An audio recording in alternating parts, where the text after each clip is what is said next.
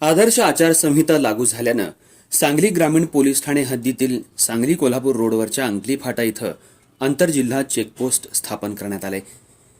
या ठिकाणी हजर असणारे पोलीस नाईक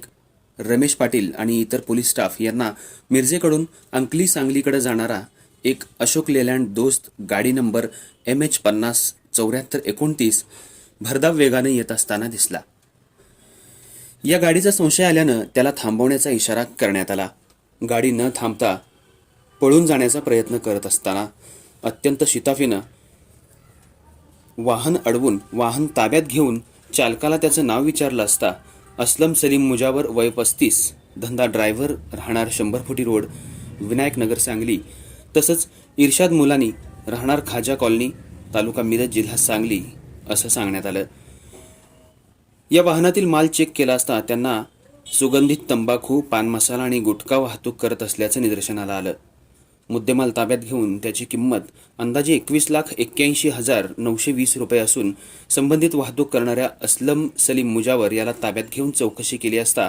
भारतीय दंडविधी कलम 188, 328, 34 अन्वये आणि अन्न सुरक्षा मानके अधिनियम 2006च्या कलम 59 प्रमाणे गुन्हा दाखल करण्यात आला असून या आरोपींना पोलीस न्यायालयासमोर हजर केला असता न्यायालयाने त्यांना 10 एप्रिल 2024 पर्यंत पोलीस कोठडी रिमांड मंजूर केलाय। या कारवाईमध्ये संदीप घुगे, पोलीस अधीक्षक सांगली, रितू खोकर, अप्पर पोलीस अधीक्षक सांगली, अण्णासाहेब जाधव, उपविभागीय पोलीस अधिकारी शहर विभाग सांगली यांच्या मार्गदर्शनाखाली राजेश रामाघरे, पोलीस निरीक्षक सांगली ग्रामीण पोलीस ठाणे, प्रियांका बाबर, नितीन बाबर, पोलीस उपनिरीक्षक